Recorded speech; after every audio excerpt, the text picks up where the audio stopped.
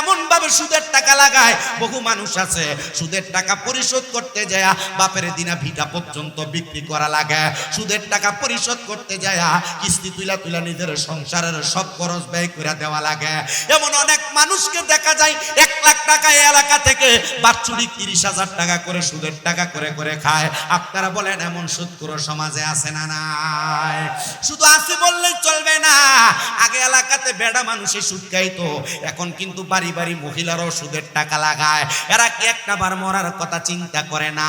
আবার শুধু মহিলারা সুদের টাকা লাগায় না, খবর লইয়া দেখা যায় এলাকাতে মানুষ সুদখোর বলবে, এই জন্য ব্যাংক থেকে এলাকার জায়গা জমি বিক্রি কইরা ব্যাংকের মধ্যে এফডিআর নাম দিয়া 10 বছর 15 বছরের জন্য 10 লাখ 20 লাখ টাকা রাখা দেয়। দোকানে যদি জিজ্ঞাসা করে কাকা কোনো কাজ কাম করেন না, চলেন কেমনে, এবার কয় আল্লাহ সালাই কিন্তু ব্যাংকের থেকে সুদের টাকা তুইলা খায়। আপনারা বলেন এমন ন্যাশনাল সুদখোর সমাজের মধ্যে আছে না নাই? আরেকটা সুদ আপনার বউ আপনার বইলা বইলা খাওয়াই, বলে হুজুর বলেন কি? বলে হ্যাঁ, দেখবেন আপনার স্ত্রী আপনারে কত সুন্দর কানে কানে বলে তুমি যে যা কামাই করো সব খরচ করে ফেলো, আমরা ছেলে মেয়ের একটা ভবিষ্যৎ আছে, আসুন আমরা ব্যাংকের মধ্যে একটা ডিপিএস করি, 3.5 লাখ 5 লাখ 7 লাখ টাকা রাখলে এটার ডাবল বছর অথবা 3 বছর 4 বছর পরে ডাবল হিসেবে ফেরত দিবে।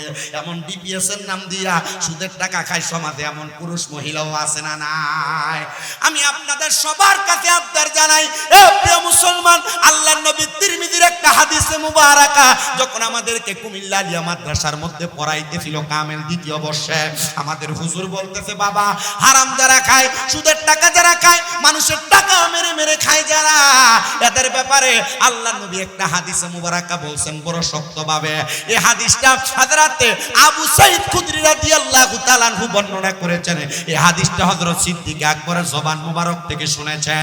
এই হাদিসটা হযরত আনাস ইবনে মালিক রাদিয়াল্লাহু তাআলা আনহু, এই হাদিসটা হযরত জাবির ইবনে সামুরা রাদিয়াল্লাহু তাআলা আনহু, 4 জন সাহাবায়ে কেরাম এবং 4 জন হাদিস বিশারদ একসাথে বর্ণনা করেছেন।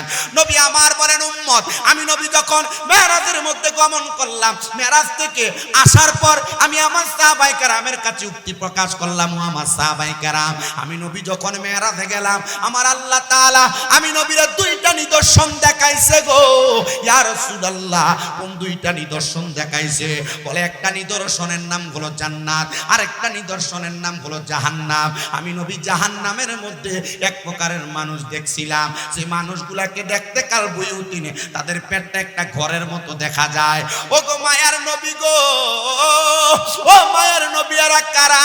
বলে যারা সমাজে টাকা দিয়ে টাকা বাড়াইছে, এক কথায় বর্তমান সমাজের যারা সুদখোর, আল্লাহর নবীকে আমি দেখলাম তাদের পেটগুলা কাল বুয়ুতিনে একটা ঘরের মতো। শুধু ঘরের মতো না, আমি নবী তাকে দেখলাম এদের পেটের মধ্যে হলুদ রঙের একটা লম্বা সাপ 2 শিংওয়ালা এদের কলিজার মধ্যে আঘাত করতেছে। ও মায়ার নবী গো, এমন সাপ যদি দংশন করে একটা মানুষ কি কষ্ট পায় না? একটা মানুষ কি আঘাতপ্রাপ্ত হয় না? নবী আমার জানিয়ে দেয় শুধু আঘাতপ্রাপ্ত হয় না, এই মানুষগুলা সমাজের মধ্যে কীট পতঙ্গ হয়ে পাইচা থাকে।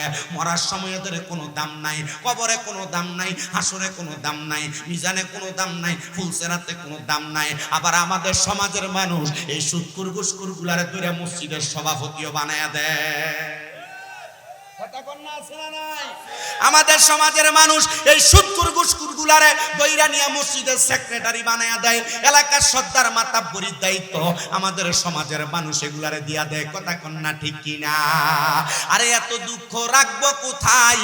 রাখার জায়গা নাই, আমাদেরই কপালেতে শান্তি বুঝি নাই। ওরে সুদে ঘুষে জীবন কাটে, কপালে তার দাগ, মক্কাতে যায় হজ করিতে নামের আগে লাগায় হাজি সাহেব। ওরে সুদে ঘুষে জীবন কাটে, কপালে তার দাগ, মক্কাতে যায় হজ করিতে নামের আগে লাগায় হাজি সাহেব। চা দোকানে বৈশা হাজি টেলিভিশন চায়, হায়রে চা দোকানে বৈশা হাজি টেলিভিশন চায়, হিন্দি গানের তালে তালে পা দুটি লড়ায়। এত দুঃখ রাখবো কোথায়? রাখার জায়গা নাই, আমাদেরই কপালেতে শান্তি শান্তি বুঝি নাই। আপনারা বলেন সুদের টাকা দিয়া বড় বিল্ডিং বানাইছে, সুদের টাকা দিয়া সুন্দর করে চলে, এমন হারামখোর লম্বা লম্বা কথা সমাজের মধ্যে বলে, এমন হারামখোর সমাজের মধ্যে আছে না নাই? অভাব নাই মুসলমান, শুনো, এই হারাম যারা খায়, পরের হক যারা লুণ্ঠন করে খায়, মানুষের উপর জুলুম করে যারা খায়, অত্যাচার করে যারা খায়, আল্লাহর নবী কয় এটা কিয়ামতের আলামত রে, কিয়ামতের আলামত। ইয়া রাসূলুল্লাহ, ইয়া হাবিবাল্লাহ, তাহলে তাদের ব্যাপারে কি আল্লাহ তাআলা কোনো ইঙ্গিত করেন নাই কোরআনুল কারীমে? আল্লাহ কোরআনুল কারীমে জানায়া দেয় বান্দা, ওয়ালা তাকুনু কাল্লাযীনা নাসুল্লাহ ফাআনসাহুম আনফুসাহুম উলাইকা হুমুল ফাসিকুন। আল্লাহ জানায়া দেয় বান্দা, ওয়ালা তাকুনু, তোমরা তাদের মতো হয়ো না, কাল্লাযীনা যাহারা নাসুল্লাহ ফাআনসাহুম আনফুসাহুম, যারা নিজের কথা ভুলে গেছে, আমি আল্লাহ তাদেরকে ভুলে রাখছি। উলাইকা হুমুল ফাসিকুন, এরা আর কেউ না, এরা হলো ফাসিক। ইয়া রাসূলুল্লাহ, এরা কারা? এদের পরিচয়টা আপনি দেন না গো নবী, আপনি তো ফাসিক বলেই আল্লাহর কোরআন থেকে জানায়া দিলেন, কিন্তু নবী আমার জানায়া দেয়। হযরত আব্দুল্লাহ ইবনে আব্বাস রাদিয়াল্লাহু তাআলা আনহু হাদিস বর্ণনা করে, বলে আল্লাহর হাবিব ওই ব্যক্তিগুলোর কথা কোরআনুল কারীমের আয়াত ইঙ্গিত করেছে, এরা আর কেউ না, যারা গুনাহ করতে করতে করতে করতে এদের জীবনটা গুনার সাগরের মধ্যে ভাসায়া দেয়।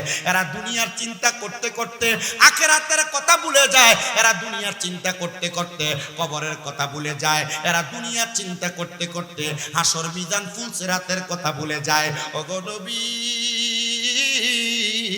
আপনি তাদের পরিচয় দেন না।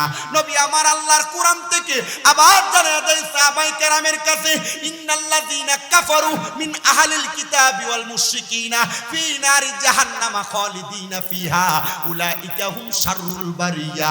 নবী আমার জানায়া দেয় আল্লাহর কোরআন থেকে, নবী বলেন নিশ্চয় যারা কুফরি করে এবং আহলে কিতাবের অন্তর্ভুক্ত এবং মুশরিক শিরিক করে, এই তিন প্রকার ব্যক্তিকে আল্লাহ তাআলা ডাইরেক্ট জাহান্নামের খবর দিয়েছে। শুধু জাহান্নামের খবর না, উলাইকা হুম শাররুল বারিয়া বলে আল্লাহ তাআলা এদেরকে দুনিয়ার সবচাইতে নিকৃষ্ট মানুষের সাথে তুলনা করেছে। ও হুজুর, আপনি একটা বার জানায়া দেন না, আল্লাহ তো কাফিরের কথা বলেছে, আল্লাহ তো আহলে কিতাবের কথা বলেছে, আল্লাহ তো মুশরিকের কথা বলেছে, তাহলে আল্লাহ তাআলা তো এখানে গুনাহগারের কথা বলে নাই। মুসলমান, নামাজ ছেড়ে দাও এক ওয়াক্ত, নামাজ ছেড়ে দাও দুই ওয়াক্ত, এমন ভাবে ছাড়তে ছাড়তে তোমার ছোট ছোট গুনাহগুলা তোমার কখন কুফরি করে কাফের পর্যন্ত বানায় দেয়, তুমি একটা বারও চিন্তা করো না। কারণ যখন কোনো মানুষ ছোট ছোট গুনাহগুলা করে, গুনাহগুলা করার কারণে ওই মানুষটা প্রথমে ডাইরেক্ট কাফের হয়ে যায় না, ওই মানুষটার ভিতরে সর্বপ্রথম জিন্দেগি ভাব চলে আসে। জিন্দেগ থেকে বান্দা আস্তে আস্তে করে ফাসিকে রূপান্তর হয়ে যায়। আর যখন বান্দা ফাসিক হয়ে যায়, তখন বান্দা গুনার প্রতি একবার উদাসীন হয়ে যায়, বারবার বারবার গুনাহ করে, বারবার নামাজ ছেড়ে দেয়, বারবার মিথ্যা কথা বলে, বারবার গালি দেয়, বারবার মানুষের উপর জুলুম করে, বারবার মানুষের উপর অত্যাচার করে। যখন মানুষগুলা জুলুম, অত্যাচার, গুনাহ, বেনামাজি, হারামখোর হয়ে যায়, ওই মানুষটার ভিতরে নেফাকি চলে আসে। ওই নেফাকির কারণে বান্দা গুনাহ করতে কোনো দ্বিধা করে না, একটা মানুষকে হত্যা করতে কোনো দ্বিধাবোধ করে না, মানুষের উপর অন্যায় করতে কোনো দ্বিধাবোধ করে না, জুলুম করতে কোনো দ্বিধাবোধ করে না। যখন বান্দার ভিতরে নেফাকিটা এমন ভাবে বান্দাকে পাকড়াও করে, বান্দাকে ধরে ফেলে, বান্দা কাফের কখন হয়ে গেছে বান্দা তখন তার হিসাব দিতে পারে না। বান্দা তার নিজের কথা ভুলে যায়, আল্লাহ তাদেরকে ভুলায়া দুনিয়াতে বাঁচায় রাখে। অনেক মানুষ তো প্রশ্ন করে, হুজুর যারা কাফের, যারা হারাম খায়, যারা পরের হক খায়, আমরা দেখতে পাই এরা খুব ভালো চলে, কিন্তু আমি নামাজ পড়ি আল্লাহ আমারে ভালো রাখে না, আমি রোজা রাখি আল্লাহ আমারে ভালো রাখে না। মনে রাখতে হবে এই দুনিয়াটা মুমিনের জন্য একবার একটা শস্য ক্ষেত্র। মুমিন বান্দা কষ্ট পাবে, আঘাতপ্রাপ্ত হবে, মুমিন বান্দা অভাবে থাকবে, অনটনের মধ্যে থাকবে, অত্যাচারের শিকার হবে, কিন্তু যারা দুনিয়ার জমিনের মধ্যে কাফের, মুশরিক, বেঈমান, মুরতাদ হয়ে থাকবে, জিন্দিক হয়ে থাকবে, ফাসিক হয়ে থাকবে, এরা জুলুমের শিকার হওয়া লাগবে না। দেখবেন এরা হারাম খায়ও সুন্দরভাবে চলাফেরা করবে। প্রিয় মুসলমান, এ বাতাবাড়ি এলাকার পর্দার অন্তরালের মা, ওয়াজ শুধু পুরুষদের জন্য না, আমি আমার মাদের জন্য আমার ওয়াজটা করতেছি। মা, তুমি বেপরদা চইলো না, হারাম খায়ও না, পরের বাড়িতে যায় যায় নিজের চেহারা দেখে দেখে ঘুইরো না, বেপরদা বেহায়াপনায় লিপ্ত হয় না, 5 টাকা কাপড় পইরা শরীরের দেহটারে মানুষের সামনে প্রদর্শন করো না। মনে রাখতে হবে এ বাতাবাড়িয়ার মানুষ, এই কাজগুলা তোমার জাহান্নামী বানায়া দিবে। হুজুর, এই জাহান্নামী মানুষ যারা, বদকার মানুষ যারা, বেঈমান মানুষ যারা, হারামখোর মানুষ যারা, এরা তো মারা যাবে। মারা যাওয়ার পর আল্লাহ তাআলা এদেরকে কেমন যন্ত্রণাদায়ক শাস্তির আন্ডারে নিয়ে যাবে। নবী আমার বলে, কবরের পরে হাসর, হাসরের পরে মিজান, মিজানের পরে ফুলসিরাত, এরপরে না জান্নাত আর জাহান্নাম। জানো দুনিয়ার বান্দারা, জানো একটা বান্দারে আমার আল্লাহ তাআলা, ওই বান্দা যদি জান্নাতি আর জাহান্নামী হয়, বান্দার জান্নাতি আর জাহান্নামী এই দুইটা ভাব কিন্তু আল্লাহ বান্দারে দুনিয়াতে প্রদর্শন করে আনিবে। একটা মানুষ ইন্তেকাল করার পরে জান্নাতে গেল না জাহান্নামে গেল, এই মানুষটাকে চিনার জন্য আপনি দুনিয়াতে তো কোনো চেষ্টা করা লাগবে না। বান্দার মরণই বলে দিবে বান্দাটা কি জান্নাতি না জাহান্নামী। বান্দার ইন্তেকালের সময়টা সাকরাতুল মউতের বিছানায় বলে দিবে বান্দাটা জান্নাতি না জাহান্নামী। ওয়াজ মাহফিলে বইসা ওয়াজ শুনতেছেন, কথা সত্য, কিন্তু কালকে ফজরের নামাজ পড়বেন কিনা এটার গ্যারান্টি কিন্তু দিতে পারবেন না। ওয়াজ মাহফিলে বইসা ওয়াজ মাহফিল শুনতেছেন, কথা সত্য, আগামী কালকে থেকে মিথ্যা বলা বন্ধ করবেন কিনা এটার গ্যারান্টি দিতে পারবেন না। ওয়াজ মাহফিলে বসে ওয়াজ মাহফিল শুনবেন, কথা সত্য, আগামী কালকে থেকে পরনিন্দা করা, মানুষকে হিংসা করা, মানুষকে ধোঁকা দেওয়া, মানুষের সম্পদ লুণ্ঠন করা বন্ধ করতে পারবেন কিনা, এই চোখ দিয়া জিনা করবে করা বন্ধ করতে পারবেন কিনা, মুখ দিয়া জিনা করবেন কিনা বন্ধ করতে পারবেন কিনা এটার গ্যারান্টি দিতে পারবেন না। তবে আপনি ওয়াজ মাহফিলে বইসা শুধু আপনার নিজের কানকে শান্তি করা, এটা যেন আপনার মুখ্য বিষয় না হয়। মনে রাখবেন, শোনার পরে যদি আমল না করেন আপনি এর চাইতে বেশি আরো গুনাহগার হয়ে যাবে। শুধু গুনাহগার হবেন না, ময়দানে মাশরে আপনার এই কানগুলাকে গরম সীসা দ্বারা ঢালাই করে দেওয়া হবে। হুজুর বলেন কি? বলে হ্যাঁ। এবার আপনারা বলেন, আমরা ওয়াজ কি শুধু শুনলেই চলবে না, আমল করা লাগবে? সবাই জবাব দেয় না। শুনলেই চলবে না, আমলে বাস্তবায়ন করা লাগবে। আমলে বাস্তবায়ন করলে আগামী কালকে থেকে কি নামাজ চলবে না বন্ধ হবে? সুদ কি খাইবো না বন্ধ করব? বলে হুজুর সুদের ওয়াজ এলাকার মসজিদের ইমাম সাহেব যে পরিমাণ করে, যদি সুদের ওয়াজ ইমাম সাহেব করতে করতে করতে করতে অবস্থাতে এমনিটাই যে হুজুর খালি একই ওয়াজ করে, কিন্তু হুজুর মানুষ তো সুদ খানা বন্ধ করে না, এটারে আল্লাহ ফাসিক কইছে। কি কইছে? ফাসিক বলছে। মাইকলা ভাই, এটা কি আপনারা জেনারেটর? এটা ভবিষ্যতে যখন দিবেন সেটা খাড়াইয়ে দিয়েন যে মিনিমাম মাইকের কাছে যেন আওয়াজ না আসে। আমি একটা আওয়াজ করছি, এরা তো এতক্ষণ শোনে না, আমি চুপ হয়ে দেখবেন শুনবো, আমাদের কষ্ট হয়। হ্যাঁ, আল্লাহ কবুল করেন, আমিন করেন। আপনাদের কষ্ট হইতেছে? আমি আমার জীবনে যত মাহফিল করছি আপনারা পাইছি আমি অদ্ভুত শ্রোতা। আপনারা ওয়াজ শুনতে রাজি, কিন্তু বক্তার লোকে কথা বলতে রাজি না। যতটুকু বুঝতে পারলাম, টানা ওয়াজ করতেছি, কথা বলতেছি, আপনারা বসে ওয়াজ শুনতেছেন আলহামদুলিল্লাহ, একবার মনোযোগের সাথে ধৈর্য নিয়ে শুনতেছেন। কয়েকটা যে মোটামুটি মুখে তালা লাগাইছে, এরা বোম মারলো, এর মহিদা সুবহানাল্লাহ বাইরে না। আল্লাহ আমাদেরকে বোঝার তৌফিক দান করেন। আমিনের আওয়াজও দিছে না, মুহাব্বতে কন্যা আমিন। আচ্ছা বলেন এবার, হারামখোর যারা, বেনামাজি যারা, মুশরিক বেঈমান যারা, মুনাফিক যারা, এরা একভাবে মরে আর ভালো মানুষ আরেকভাবে মরে। কারণ হারামখোরের মরণ আর ইমানদারের মরণ এক হইতে পারে। আবারও কয় আসতে, হারামখোরের মরণ আর বেঈমানের ইমানদারের মরণ একরকম হইতে পারে। উদাহরণ আল্লাহ কোরআনে দেয়, লা ইয়াস্তাবি আসহাবুন নারি ওয়া আসহাবুল জান্নাহ। যারা জান্নাতি আর যারা জাহান্নামী তারা একরকম না। আসহাবুল জান্নাতি হুমুল ফাইজুন, যারা জান্নাতি তারা সফল কাম। এবার বলেন, আমরা জান্নাতি হতে চাই কি চাই না? না, আসতে হইছে, জোরে বলেন, চাই কি চাই না? কারা কারা চাই? ডান হাত আল্লাহকে উঠে দেখায় দেন, জবান খুলে মোহাব্বতে।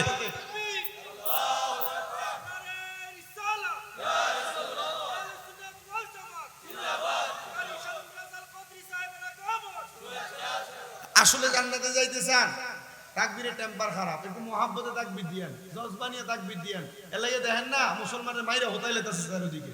আমরা তাকবীরের তুলনা, তাকবীরের আওয়াজ যদি উঁচু হইতো, মুসলমানের শক্তি তো তরবারি আর তীর না, বললাম না। মুসলমানের তাকবীরের শক্তি হলো আল্লাহু আকবার। আল্লাহু আকবরের শক্তি যদি গুরু গোবিন্দ বাদশার বড় রাজপ্রাসাদ শাহজালাল ইয়ামিনের নাসিরউদ্দিন সিফাসালা কাইত্তিরে ফেলাই দিতে পারে। আমরা আজকে বাতাবেরিয়ার মানুষ আল্লাহু আকবরের আওয়াজ দিয়ে কি আমরা আল্লাহকে খুশি করে তুফানদার উড়াইতাম পারি না? আমরা কারা কারা চাই জান্নাতে যাইতে? ডান হাত সোজা করে তুলে দেখান। আপনারা বসেন না কেন? বসেন না কেন? বসেন না কেন? এখান থেকে যাও।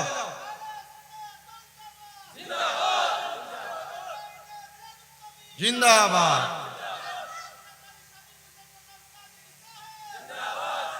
এবার জোরে বলেন মারহাবা। এখন তাইলে আমরা পাইলাম মানুষ কয় প্রকার? একটা পাইলাম ইমানদার, আর একটা পাইলাম হারামখোর, বেঈমান, সুদখোর, ঘুষখোর, জিনাখোর, যা আছে বরবাদ একটা, ঠিক কি না? এই যে এক প্রকার মানুষ, এই মানুষগুলার মরণ দেব বড় কঠিন মরণ। এটা কি ইমানদার না বেঈমান, এটার ফয়সালা এটার মৃত্যুর বিছানার ভিতরে শেষ। মারহাবা কয় না? ফয়সালা কোথায় শেষ? মৌতের যে বিছানা, এই বিছানায় শেষ। কেমনে শেষ? দেখবেন এটা মারা যাওয়ার সময় বিছানাত ফসরাবার পায়খানা করে দিবে। এক নাম্বার, মারা যাওয়ার সময় দেখবেন এটা নাকে মুখে দিয়ে রক্ত ছেড়ে দিবে। দুই নাম্বার, মারা যাওয়ার সময় দেখবেন জিহ্বায় কামড় দিয়ে মরবে। তিন নাম্বার, চার নাম্বার দেখবেন মারা যাওয়ার সময় চোখগুলা উল্টে যাবে। পাঁচ নাম্বার দেখবেন মারা যাওয়ার সময় এটার তো নাকে মুখে রক্ত বাইরে হইলো, চোখ উল্টে গেল, জিহ্বায় কামড় দিল, এটা জিহ্বায় কামড় দিল, এটার রক্ত কানা পড়ে গেল, সব হয়ে গেল। কিন্তু এটাতে এভাবে মরলো, এটা বুঝবেন কেমনে? আর এটা মরার সময় কষ্টটা পাইবে কেমনে? আল্লাহর হাবিবের 7টা হাদিসে মুবারাকার আলোকে আমি আমার ওয়াজটা ইতি টানবো। এরপরে আজকের মাহফিলের যিনি প্রধান বক্তা উস্তাদুল উলামা আল্লাহ হযরত মাওলানা মুফিজুল ইসলাম হুসাইনি হুজুর আপনাদেরকে নিয়ে এসে দোয়া করবে। তাবারুক আছে, তাবারুক নিয়ে এরপর আপনারা বাড়িতে যাবেন। আপনাদের কি কষ্ট হবে? কষ্ট হবে? একটু মুহাব্বতে দুরূদ শরীফ পড়েন। আল্লাহুম্মা, এই ছেলে এই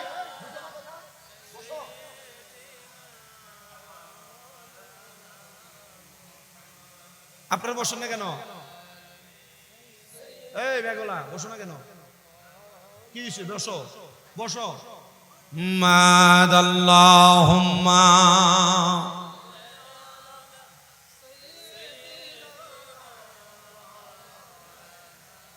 মুহাম্মাদ ওয়া আলা, সাউন্ড আরো ছাড়েন না ভাই, একটু কষ্ট করে।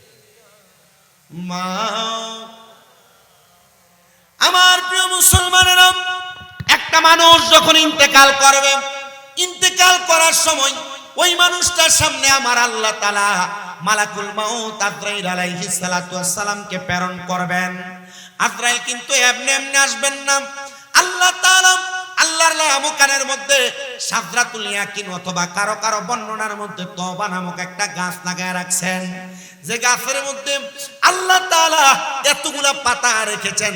দুনিয়াতে আল্লাহর যতগুলা বান্দা আছে ওই পাতাগুলার মধ্যে আল্লাহ তাআলার প্রত্যেকটা বান্দার নাম লিপিবদ্ধ করা আছে, বান্দার হায়াতের কথা, বান্দার মওতের কথা লিপিবদ্ধ করা আছে। ওই গাছের পাতাটা যখন ঝরে পড়ে যাবে, আল্লাহ তাআলা মালাকুল মাউত আজরাইলকে আদেশ করবে, ও আজরাইল যাও যাও যাও, আমার বান্দার হায়াতের বাজেট শেষ হয়ে গেছে, এই বান্দাটার রূহটারে তুমি কবজ করে নিয়ে আসো। আমার এই বাতাবাড়ি এলাকা, আশেপাশে এলাকার বড়ুরার মুসলমানেরা, এবার বান্দাটা সামনে আজরাইল আলাইহিস সালাতু ওয়াস সালাম এমনি এমনি চলে আসবেন না।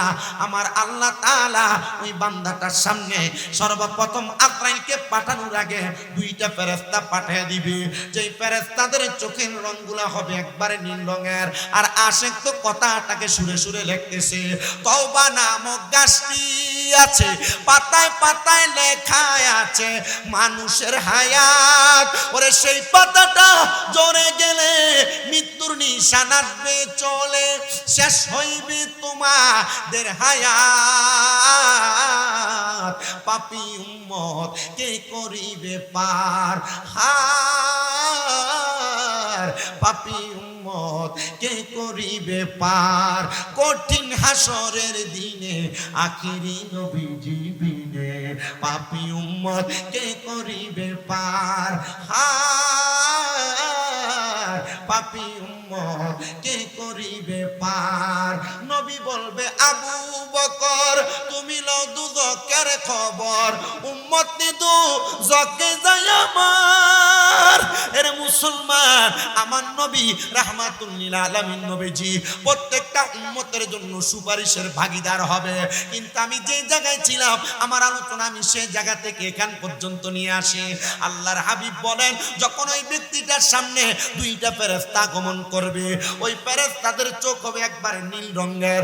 যখন একটা জাহান্নামী, একটা বেঈমান, একটা বেনামাজি একটা হারামখোর বান্দার সামনে যখন ফেরেশতা দুইজন আগমন করবে, আগমন করার সাথে সাথে ওই বান্দাটা যখন ফেরেশতাদের নীল চোখগুলা দেখবে, বান্দা ভয়ে বিছানার মধ্যে প্রস্রাব পায়খানা করে দিবে।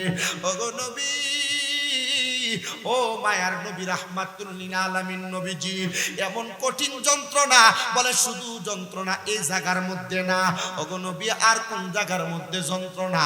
নবী আমার জানায়া দেয়, উম্মত আমার শোনো, যন্ত্রণাটা আর কোন জায়গায় জানো?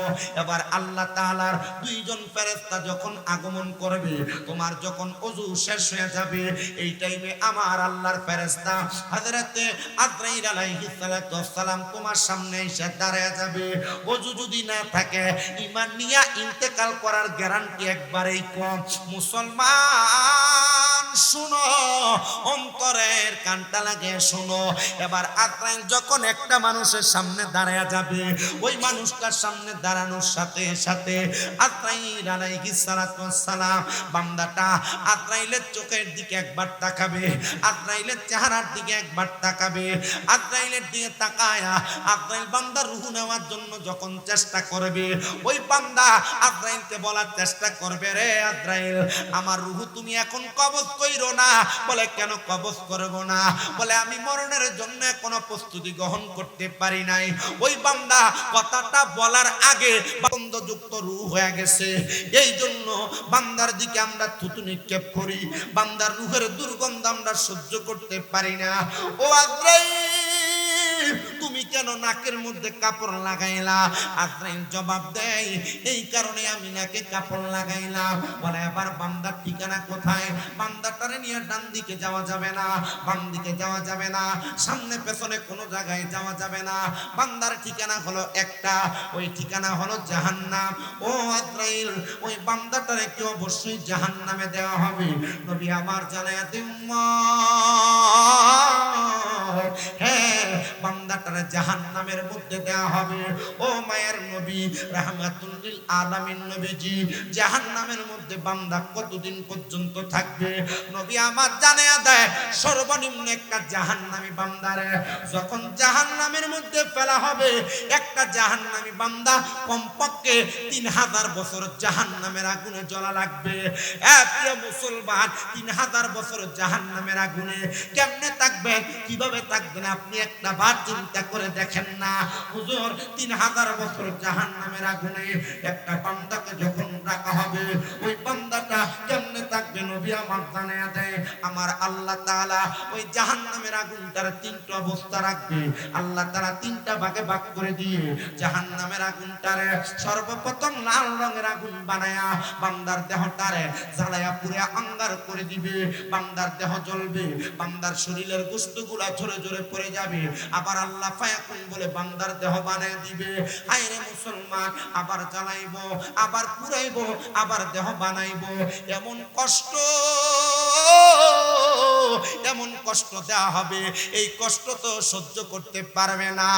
দেহ তোমার চর্মচর গলে পচে যাবে, শিরায় উপশিরাগুলো ছিন্ন ভিন্ন হবে, দণ্ড মেরু দণ্ড সবই হবে খণ্ড খণ্ড, পরে রবে মাটি রয় উপর।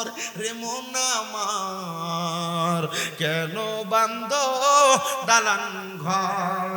রে মন আমার কেন বান্দ দালান ঘর?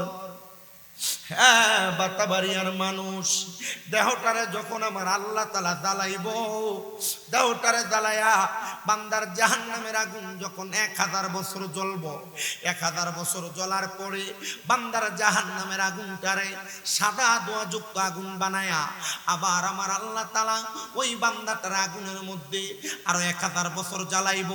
এবার 3 নাম্বার সময় যখন আসবে, এই আগুনটার রংটারে আমার আল্লাহ তো ধোঁয়াযুক্ত আগুন বানায়া বান্দাটারে এমন ভাবে আঘাত করা হবে, সাহাবায়ে কেরাম কান্দে। আর ডাক দিয়ে বলেন ইয়া রাসূলুল্লাহ, ইয়া হাবিবাল্লাহ, নবী গো, ও দয়ার নবী, মায়ার নবী, রাহমাতুল লিল আলামিন নবীজি, এমন কষ্ট তারা কেমনে সহ্য করবে?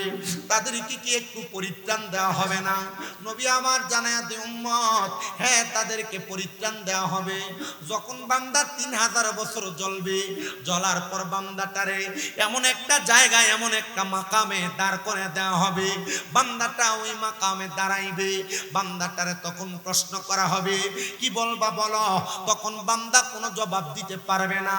আপনি আমি মনে করতেছি আমরা আল্লাহর কাছে বলবো, এ ফেরেশতার দল, আমাদেরকে ক্ষমা করানোর ব্যবস্থা করো, আমাদেরকে মাফ করানোর ব্যবস্থা করো। না রে না, তখন একটা বান্দা ক্ষমা চাইবে না, একটা বান্দা মাফ চাইবে না।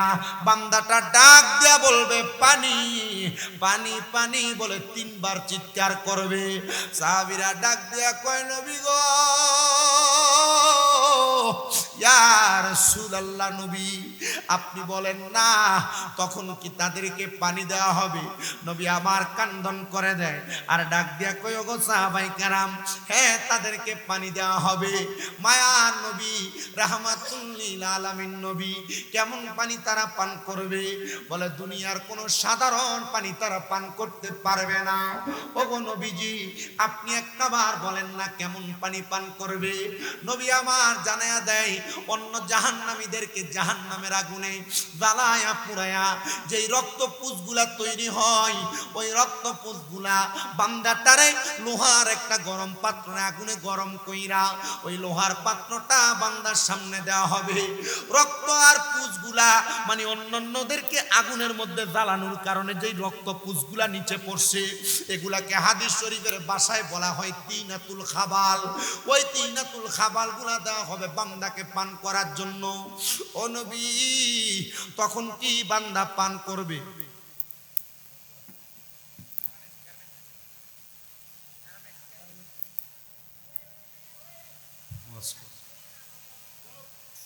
সবাই মুহাম্মদে দুরূদ শরীফ পড়েন, আল্লাহুম্মা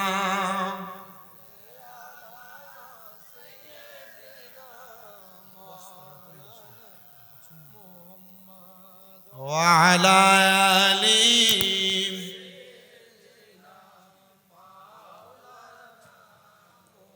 দিবানিশি কান্দরে মন গুনাহ মাফের লাগিয়া,